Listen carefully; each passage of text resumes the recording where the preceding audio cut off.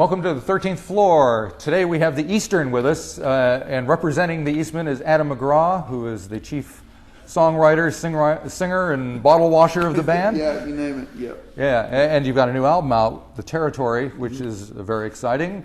I mean, I've been a fan of you guys for a while, so I'm very happy that you've managed to come up here and you're going to play some songs for us, right? It's an honor for us. So Yeah. thank you, yeah.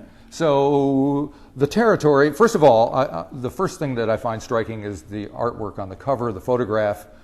These days, when people are just downloading stuff left and right and they don't see the artwork, they kind of lose that. But it does set a mood for the record, and maybe you can tell us what was happening here. Yeah, well, the photos in the whole album are from a great New Zealand photographer called Hans Westra, who's one of New Zealand's finest, and we were on tour before we started on the record, and I've picked up a book she put out in the late 70s called Notes on the Country I Live In, and it's sort of like a photo essay around New Zealand, and James K. Baxter and Tim Sherbolt wrote the forwards for it, and it was such a great book, and it was a real influence on the record. And the first song we had for the record was a song called Blue and the Old Fella Sing the Ballad of a Little While, and yeah, it's kind of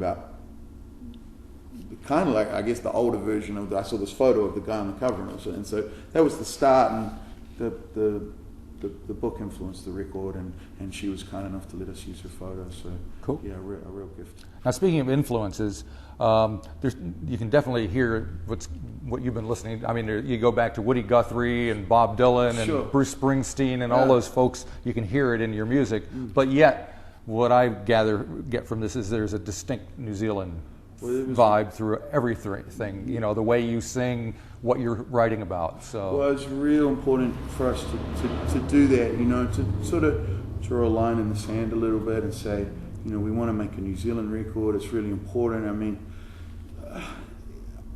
I don't think we'd be doing our job properly if we just sort of, you know, stuck to the canon of great folk music in the past. Sometimes that stuff can be very, you know, it looks backwards, you know, and we wanted to be real present right here and sing about what we're seeing, what we're learning out in the world, you know, and so we thought, you know, if we're going to honour our, you know, Woody Guthrie didn't write songs, or Public Enemy didn't write great songs, so you could do what they did. They showed you to do what you do, if that makes sense. You know, they set it up, but now you got to go knock it down on your own. And so that was sort of the deal. And you know, when you show up with instruments like ours, people have a certain expectation of the stuff they're going to hear and what they expect from you. You know, and the world does not need more acoustic music with people singing about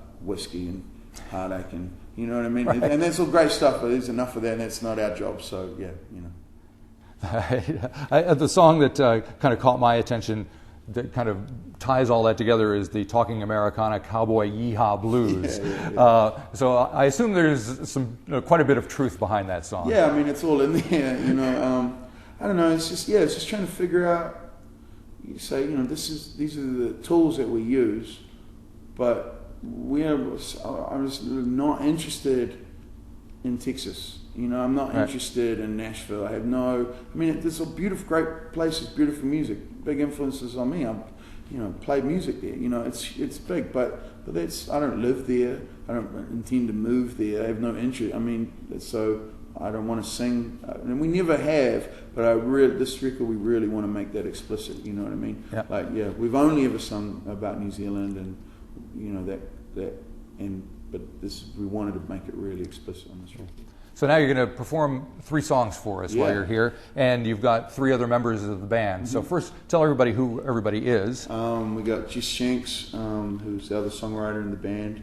She plays banjo and guitar and sings, and Alice Ryan, no hyphen Williams. I have to make that clear. Alice Ryan Williams, because we had the photo of her in the paper just recently, and they put Ryan hyphen Williams. And she was like, I'm not posh enough for that. So, and she plays fiddle, Red Fountain, singing, and me dragging up behind. Dragging everyone down. And what's the first song that we're going to hear? We're going to do a song called People Like Us. What can you tell me about that? I guess, you know, it was written about a year or so ago. Kim.com was getting a lot of press, you know, and I don't know. I definitely swing to the left politically, but I really felt like he was manipulating our country in a way, and he was getting a lot of press, you know. And it really amazed me how much press someone like that, and how much, if you have money, how much press people you can gather, you know. And so I don't know. And I thought about people who don't get a lot of press, right. But you know, and I don't know. They were sort of building him up to be some kind of hero or something, and that really scared me, you know, and really worried me. I mean, you should never really trust anyone who gives John Banks any kind of money, right? You know? So it concerned me a little bit, and you know, and yeah. So it's just I don't know. Just wanted to talk about people who maybe don't get heard from a lot. All right, so let's listen to People Like Us from the new album.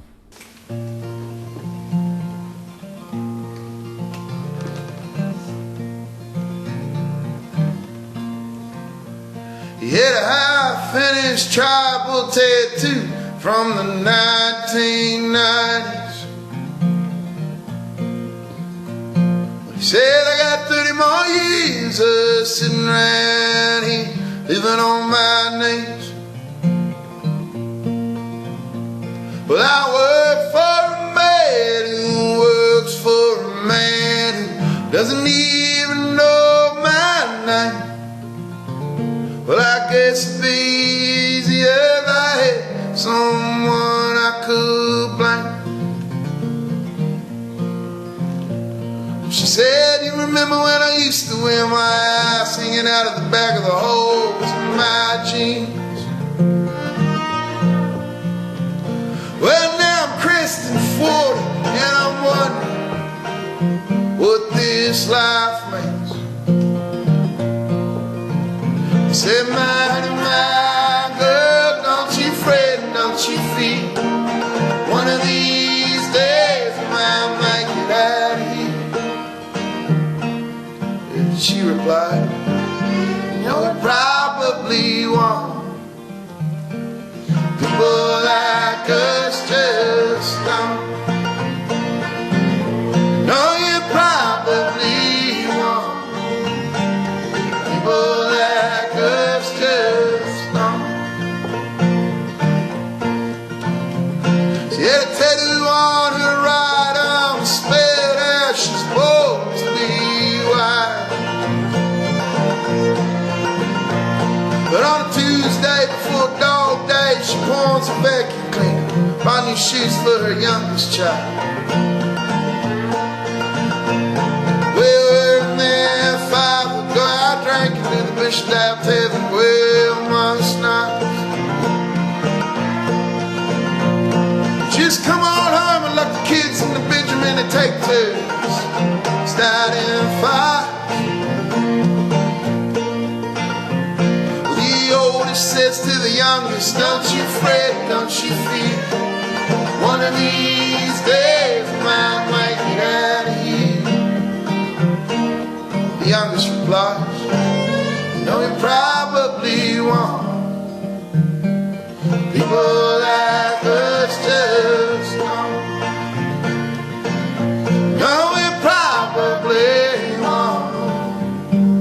People like us just don't. Well, he said, you remember when I took you down to the showgrounds that year?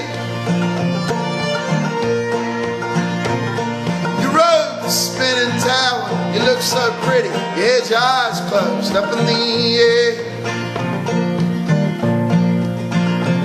Well, she looks across at the visiting families, the iron doors and the tattoo tears. She just sighs and replies, well, I guess, oh yeah. Said, my honey, my girl, don't you fret, don't you fear. One of these days I might make it out of here. She replies,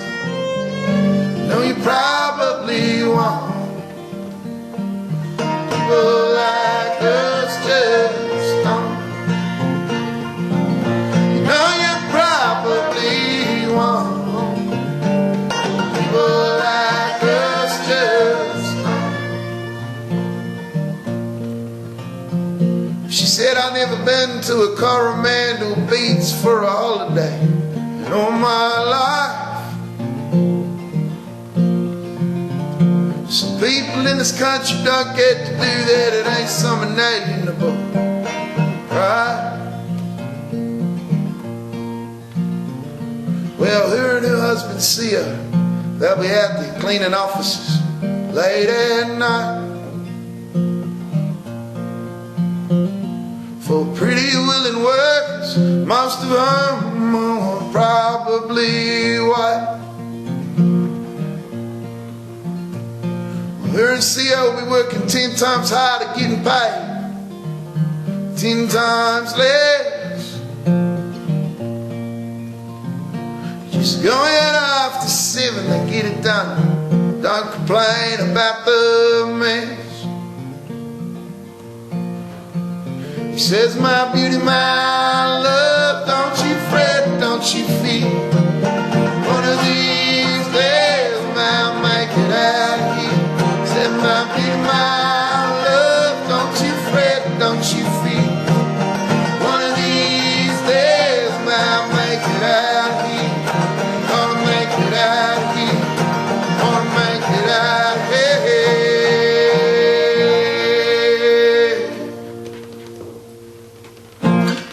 All right, we're back with Adam McGrath of the Eastern, and you have another song ready to go for us. Tell us about that. Well, we're going to play the song The Stepping Razor. The Stepping Razor. Yeah. All right.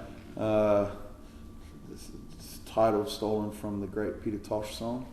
And yeah, it's just You made a mention of Peter Tosh in one of the other song, right? I'm a big Peter Tosh fan, but that just sort of came to pass. I thought if anyone was going to kick anyone's ass for making weak reggae music, it was probably Peter Tosh. You know what I mean? And were you making Bill Monroe was going to kick? Yeah, I caught that. So were you making a commentary on the reggae scene here? Oh no, but setting myself up as well. You know what I mean? I think the line says, well, at least it ain't watered down reggae music. I hear Peter Tosh is coming to kick your ass. And Bill Monroe's coming to kick mine too. Right. You know what I mean? Yeah, it's always a negotiation. I can imagine Bill Monroe seeing what we do and wanting to give us a good ass kicking. So Stepping Razor, back to that. Yeah, back to Stepping Razor. The album was kind of heavy.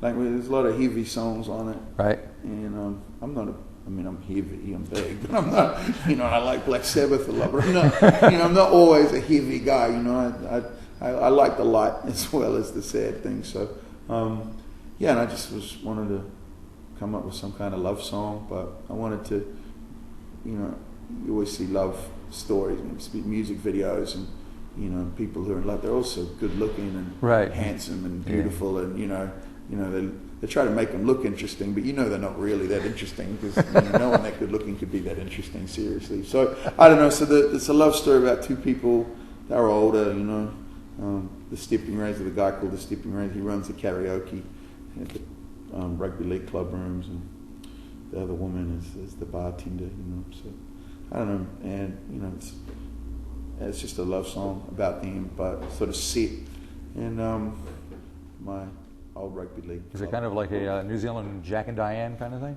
Oh yeah, maybe, totally. If only I could. I don't exactly to write this. I don't know.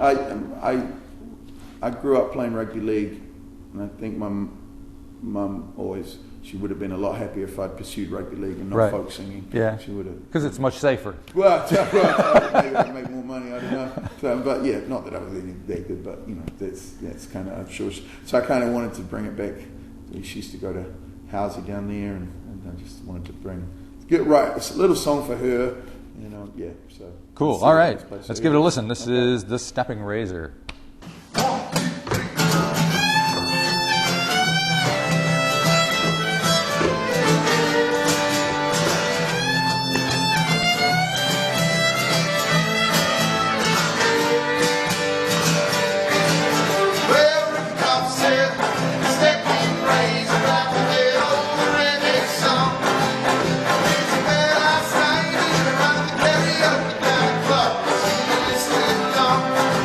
Well,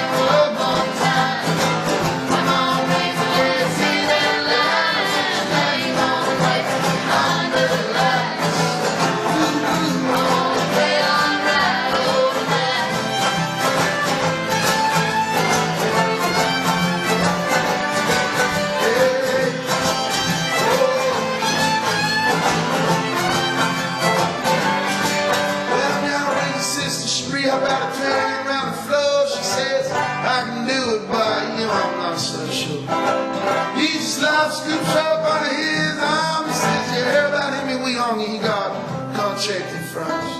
Said that's true, he can't play unlike you. So kind of nice to see the wife blow the money up one more time. Come on, raise the legs, hear that line. Now you on the way, over the lights.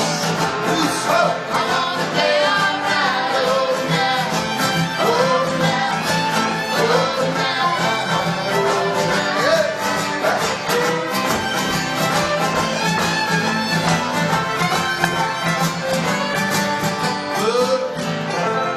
When the night is over and the last lead coiled and the sneakers away, Razor looks out of a red charade. He tries to think of something clever to say, but she just winks and thinks about it all night. She fixes her hair as hot as a strap. Every morning comes slow. Razor she really thinks out for her. She's a yeah. She's a walk for the morning, love on time. Come on, raise the legs, hear that line. Put your name on the plate, under the lights. Let's sing now on the way all night. Oh,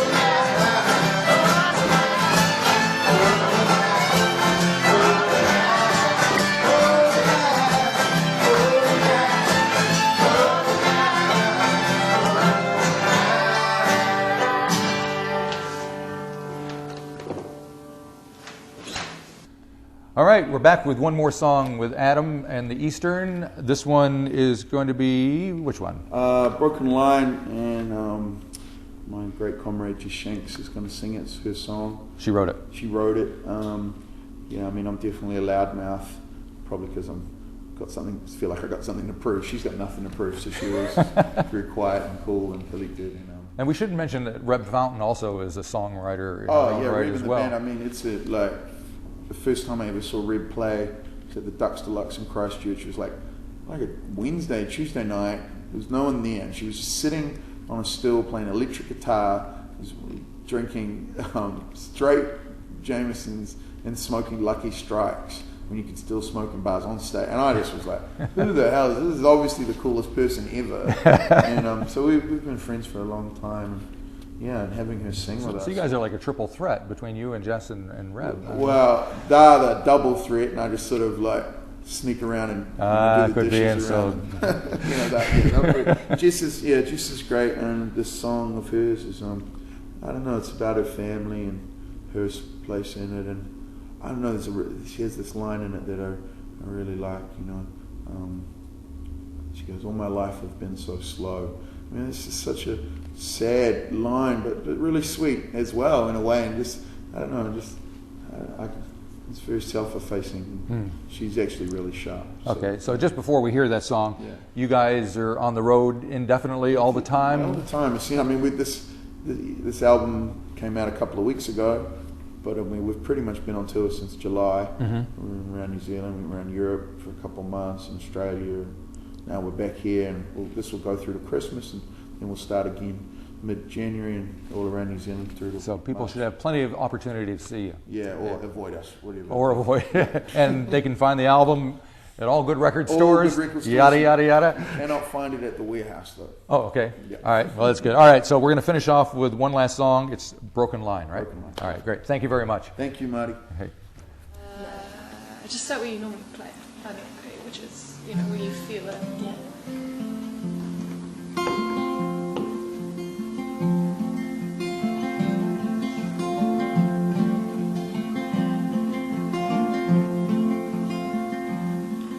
Little histories, our loose leaves are torn out and dogged.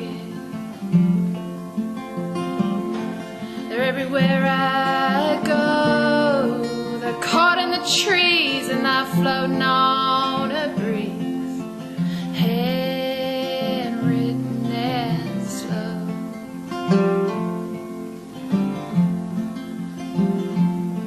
I got ink on my fingers, ballpoint and felted. it's just row by row. I bound up in heart and I'm mapping out the chart. Handwritten and slow. There's a broken line. There's a broken line. Sounds like wind. Might be rain. There's a rusted broken line.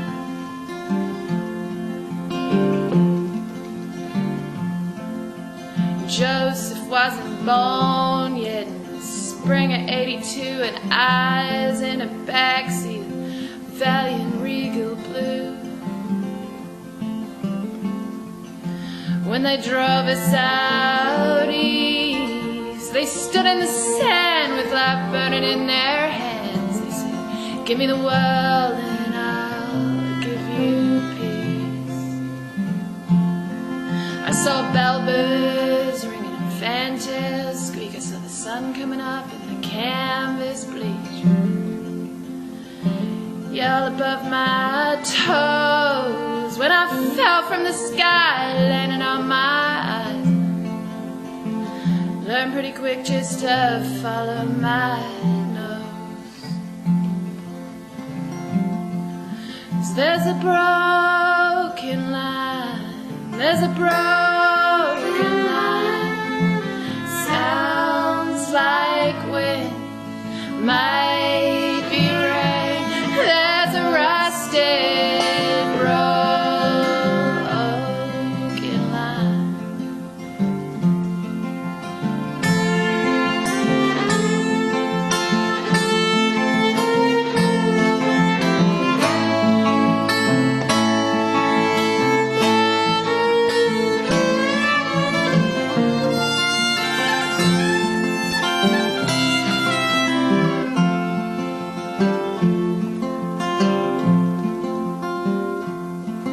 My grandma loved the Bible, gave her something to hang on to.